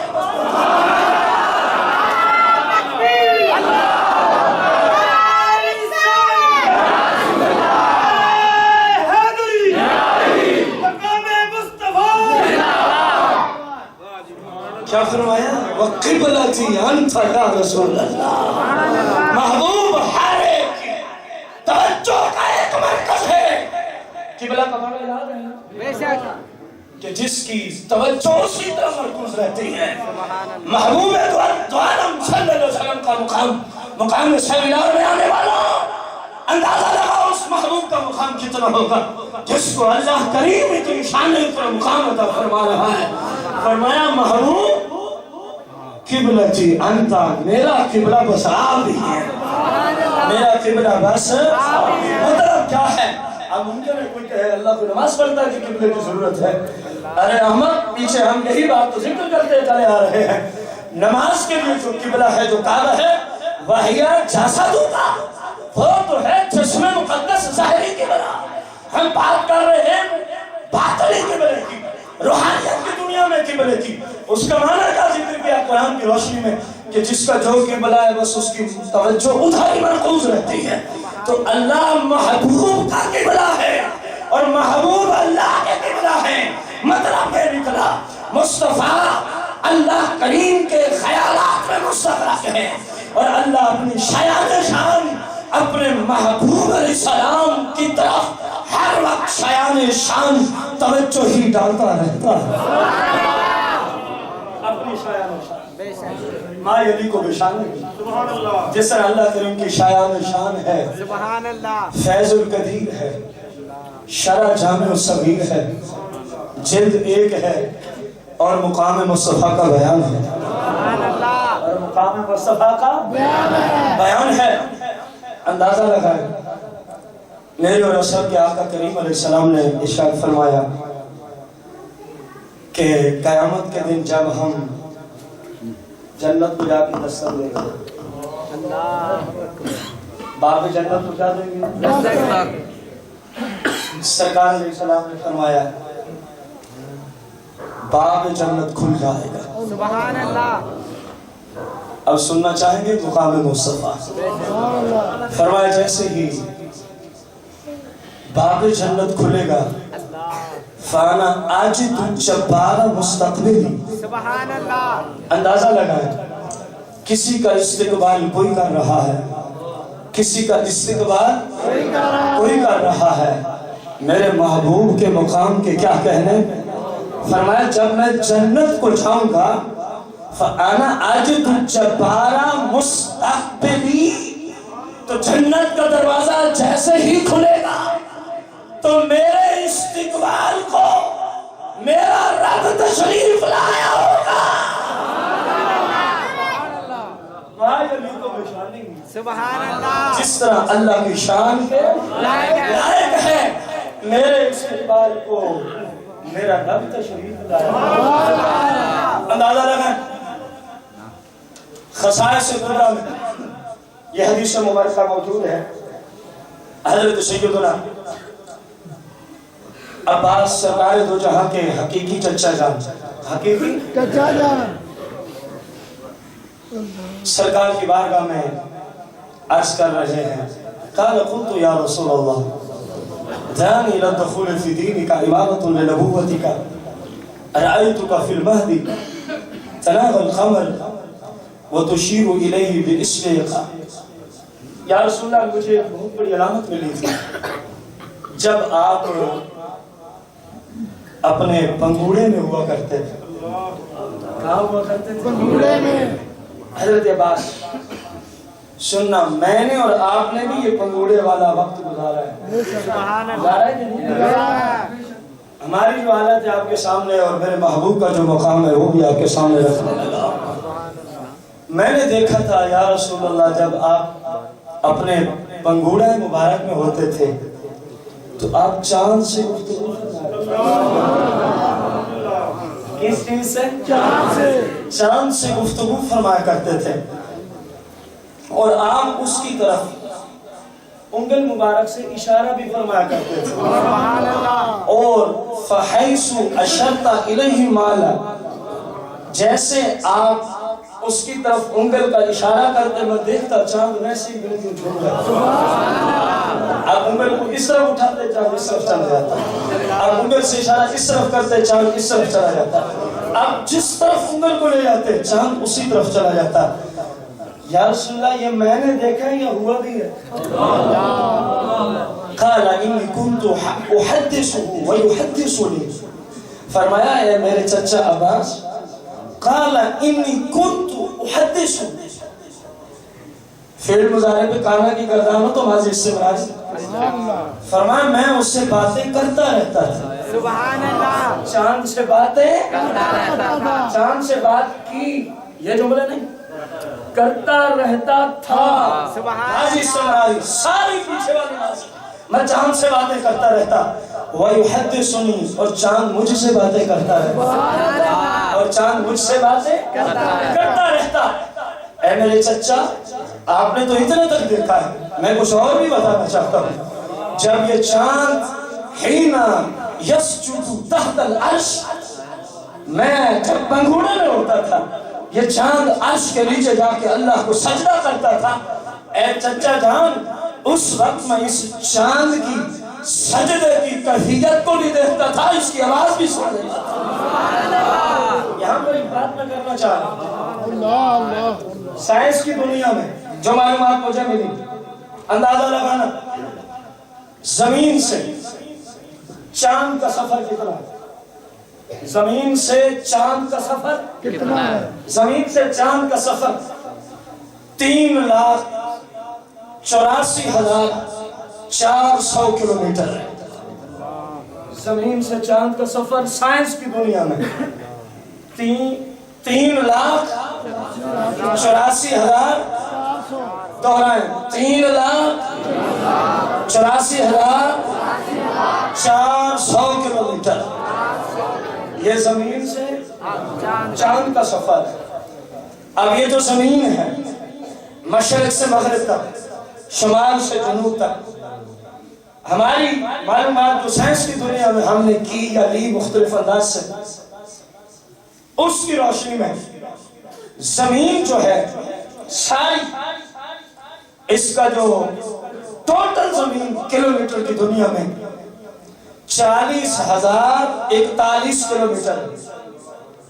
40,041 یوں نہیں کہ ساری زمین کے الگ الگ کلومیٹر, ایسے نہیں.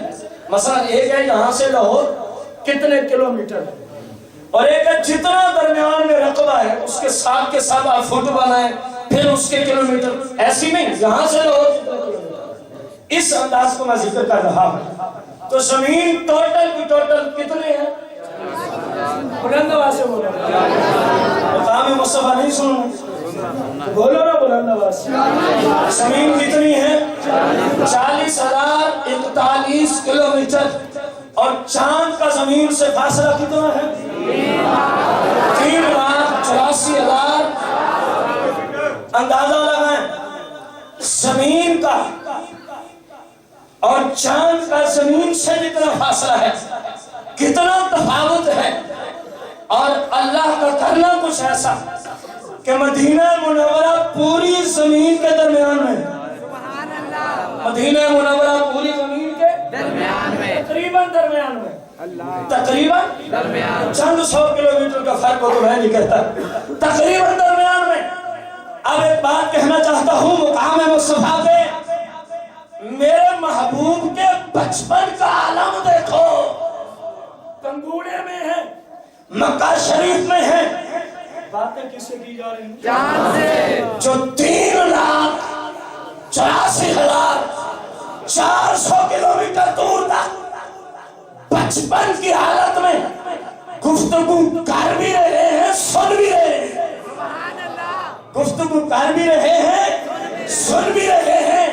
ارے دیوار کے پیچھے کے فتوے دینے والوں, جو محبوب بچپن کی عمر میں لاکھوں کلومیٹر تک آواز پہنچا بھی رہے ہیں, اس کی سن بھی رہے ہیں.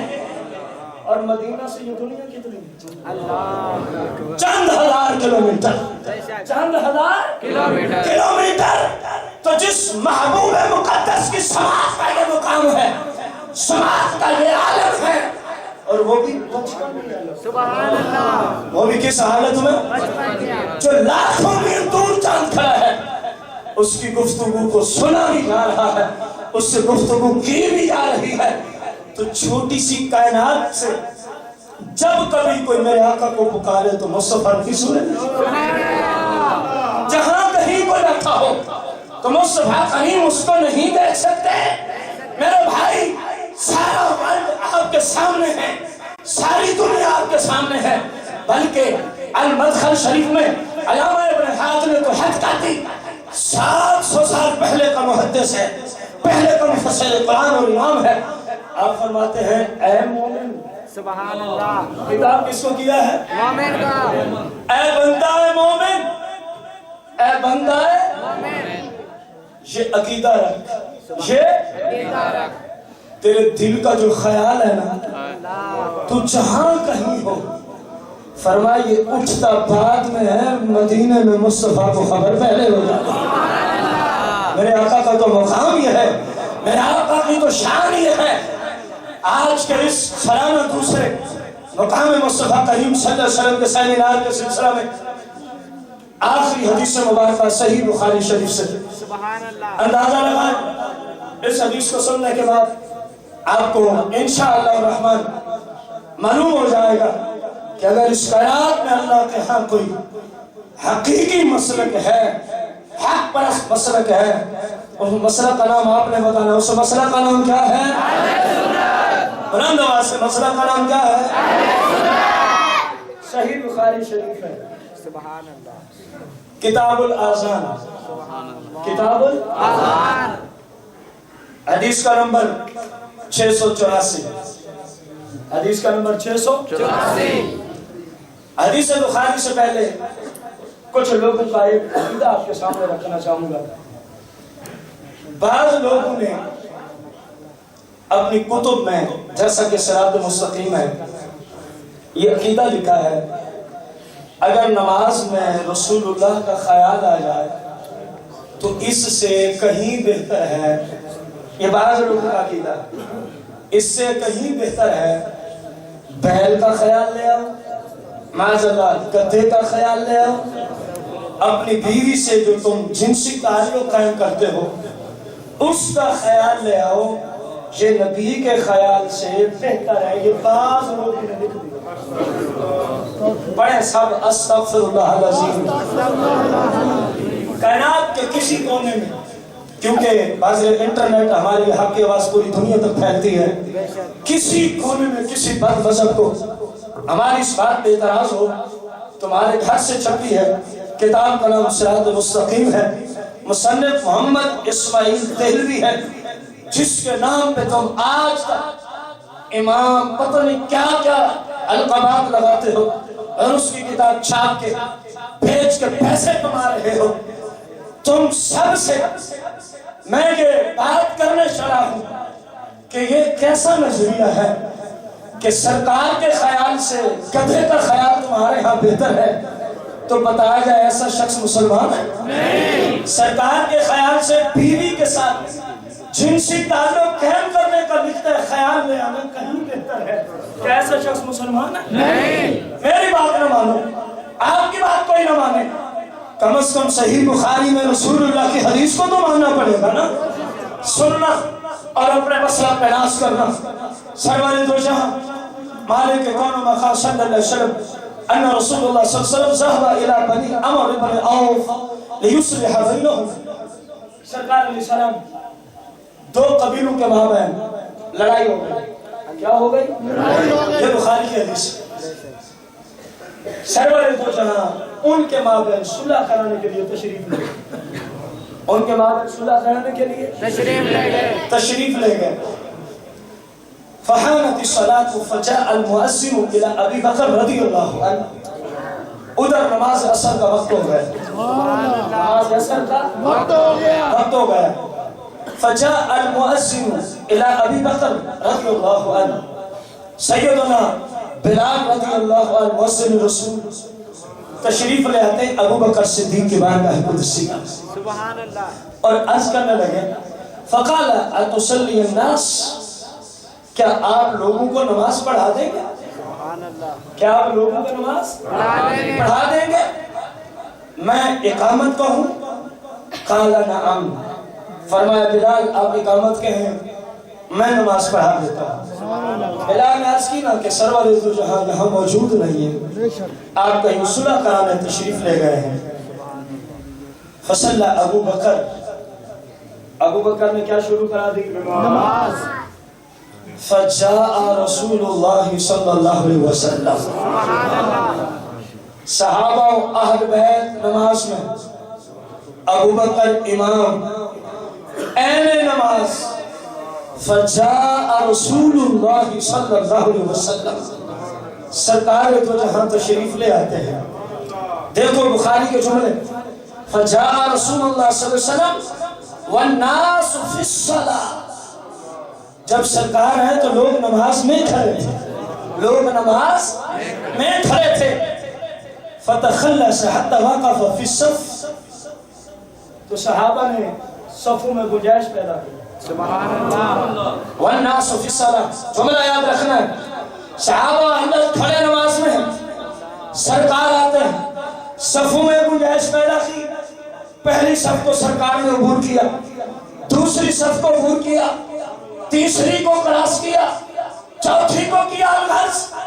جتنی صفیں صحابہ و اہل بیت کی نماز میں تھی سب سے سرکار آگے تشریف لے آئے. سبحان اللہ. نماز میں آپ کسی بندے کے لیے گنجائش پیدا کریں، اس پیدا کرنے سے پہلے اس کا خیال آئے گا کہ فلاں آ گیا اب سیر کے لیے. آگے سنیں حدیث بخاری. سرکار پہلی صف میں تشریف لائے اور وکانا ابو بکر لا یلتفت فی صلاته، اور ابو بکر کی عادت مبارک یہ تھی جب نماز میں ہوتے تو ادھر ادھر متوجہ نہیں ہوتے تھے، قرآن پڑھتے روتے رہتے، قرآن پڑھتے روتے رہتے. اب صحابہ و اہل بیت نے اشارے شروع کیے کہ ابو بکر کو پتہ چلے، پیچھے آئے، سرکار مصلی امامت پہ چلے جائیں. لیکن ابو بکر پیچھے کی طرف متوجہ نہیں ہوتے. فصفق الناس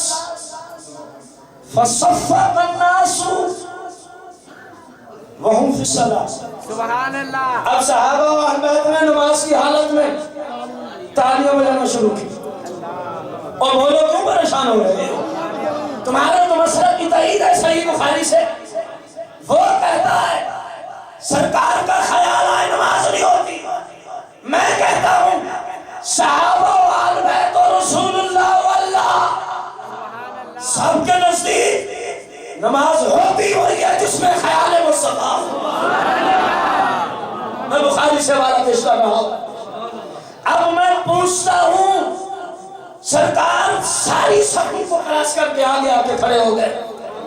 صحابہ نے دیکھا کہ ابو بکر پیچھے کو دیکھتے نہیں، امام ادھر دیکھ رہا ہو. اپنے علاقے کی مثال دوں، یہاں ایک بندہ کھڑا ہو، پیچھے دیکھنے کے لیے کیا رخ کرنا ہوگا؟ پیچھے تاکہ پریکٹیکل ہو جائے.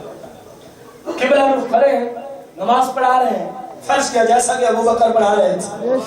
پیچھے دیکھنا ہو تو کیسے دیکھیں گے؟ ذرا دیکھیں. قبلہ سے رخ پھرا، سینہ پھرا. حکم کیا ہے؟ سلطان صاحب کی نماز ٹوٹ گئی. آئیے ذرا صحابہ اور صحابہ کے امام کو دیکھیں. سرکار پہلی صف میں تشریف فرما ہے، نماز رک گئی ہے، عبادت اللہ کی ہے ٹھہر گئی ہے. عظمت مصطفیٰ کی وجہ سے، مقام مصطفیٰ کی وجہ سے، تعظیم و ادب مصطفیٰ کی وجہ سے صحابہ نے نماز کو روک دیا. آپ نماز میں بجائے تالیاں پھر پوچھے مفتی مجھے سمجھ آ جائے گی کیا فتویٰ لگتا ہے.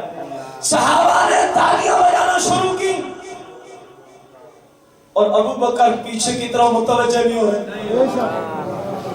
فلما اکثر الناس، جب لوگوں نے زور زور سے تالیاں شروع کی، انہوں نے دیکھا سرکار پیچھے کھڑے ہیں، ابو بکر پیچھے کو لوٹے نہیں، زور زور سے تالیاں بجانا شروع کی. تو جناب ابو بکر نے التفت، پیچھے کی طرف جو دیکھا، فرآ رسول اللہ صلی اللہ علیہ وسلم.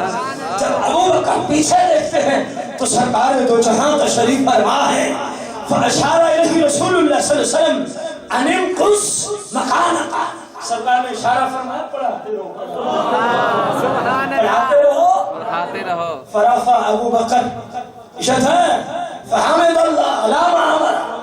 ابو بکر کی نماز رکی ہوئی ہے، صحابہ و اہل بیت کی نماز ٹھہر گئی ہے. تعظیم مصطفیٰ کی بات، مقام مصطفیٰ کی بات.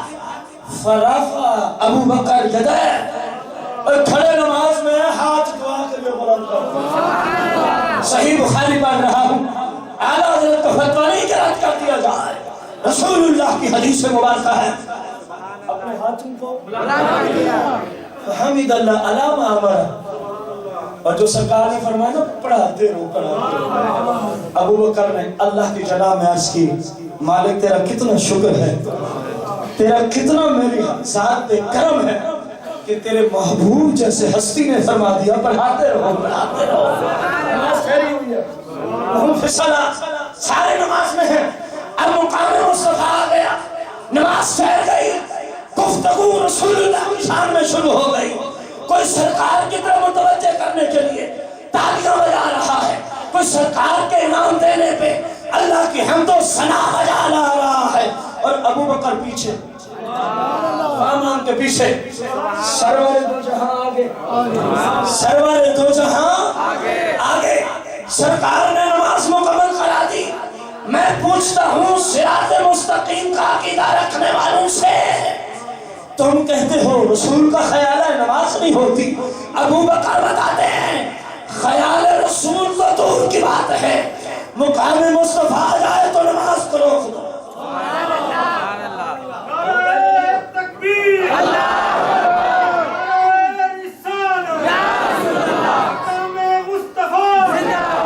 اور تیرے نزدیک میرے آقا کے خیال سے نماز نہیں ہوتی. ابو بکر صحابہ اہل بیت کے نزدیک اگر مقام مصطفیٰ کی بات آ جائے وہ کہتے ہیں قبول تب ہوگی, پہلے اس کو روکو ورنہ مردود کر دی جائے گی. پہلے اس کو روکو, مقام مصطفیٰ کے تقاضے پورے کرو, جب پورے ہو جائیں پھر. جب آگے کھڑا ہے ابو بکر صدیق, پیچھے ہے رسول اللہ, تو جب دیکھا تو رخ پھرا قبلہ سے پھرا دعا مانگی سرکار کی دی ہوئی شان پر پڑھاتے رہو. عرض کی مالک تیرا کتنا کرم ہے, مجھے بھی سرکار نے فرمایا پڑھاتے رہو. پھر پیچھے آئے, سرکار نے نماز پوری کی. نماز کے بعد فرمایا پہلی نصیحت حکم شریعت, فرمایا کبھی اس طرح ضرورت پڑ جائے نا نماز میں امام کو اطلاع کرنی ہو, فرمایا تالیاں نہ بجایا کرو, تالیاں تو یہ عورتوں کا شعر ہے, تالیاں تو فرمایا جب تمہیں ضرورت ہو تو کہا کرو سبحان اللہ سبحان اللہ. فرمایا امام کو سمجھ آ جائے گی پیچھے کچھ ہو رہا ہے. اور سرکار نے پوچھا ابو بکر جب میں نے کہا تھا پڑھاؤ تو پیچھے کیوں آئے؟ عرض کی ابو قحافہ کے بیٹے کی مجال ہی کیا ہے کہ آپ کا امام بنا رہے.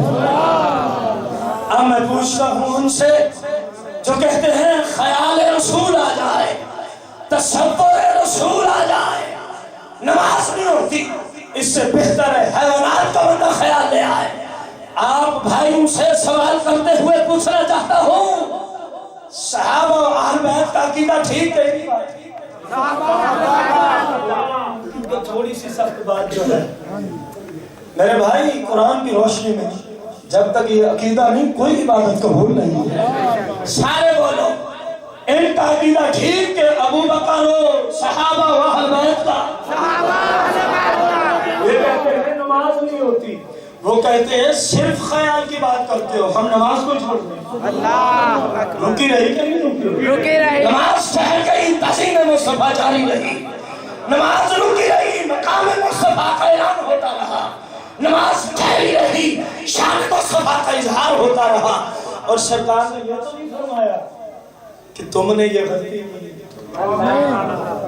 چلو سرکار نے نہیں فرمایا, جبریل امین ہی آ جاتے بھائی, محبوب اپنے غلاموں سے کہیں دیکھ لیا کریں نماز میری ہے, میری نماز میری عبادت میں جب آپ آتے ہیں تو آپ کا مقام شروع ہو جاتا ہے. سبحان اللہ. جبریل بھی آتا نہیں تو کیا پتا چلا, جبریل نہیں آیا, رسول اللہ نے نہیں روکا, صحابہ نہیں روکے, تو معلوم ہوا نماز ہے ہی اس کی, نماز ہوتی اس کی ہے جس کا یہ عقیدہ ہو. نماز میں بھی اگر مقام مصطفیٰ کی عادت پڑے تو نماز کو روک دیا جائے مقام کا پہلے خیال. اور جس کا یہ نظریہ اور خیال سے نماز نہیں ہوتی وہ باطل ہے, وہ بد مذہب ہے, وہ مردود ہے, وہ اہل سنت سے خارج ہے, اس کا اہل سنت سے کوئی تعلق نہیں. اور جو سنی ہے پھر اس کا اس سے کوئی تعلق نہیں, سنی کا پھر اس سے کوئی تعلق نہیں. ولو کانوا آباء, بھلے اپنے ابا ہی کیوں نہ ہو, تعلق نہیں رکھنا. قرآن آپ کے سامنے پہلے پڑھا تھا. اندازہ لگائیں اس حدیث بخاری کی روشنی میں مسلک اہل سنت کی حقانیت واضح ہوتی ہے کہ نہیں ہوتی. ہم کہتے ہیں سرکار کا خیال آئے تو نماز شرف قبولیت تک پہنچتی ہے, تم کہتے ہوتی نہیں. بخاری نے مسئلہ واضح کر دیا کہ نماز تب ہوتی ہے جب مقام مصطفیٰ کا بندہ حاضر ہے۔ اللہ کریم سے دعا کو ہے مالک مجھے آپ سب کو اپنے پاک محبوب کے مقام کو جو ہم نے سنا اسی مقام کو سنتے رہنے اور محبوب کے ساتھ والہانہ محبت کرنے کی توفیق و ہمت عطا فرمائے، آمین بجاہ نبی کریم علیہ الصلوۃ والتسلیم۔ ابھی سنت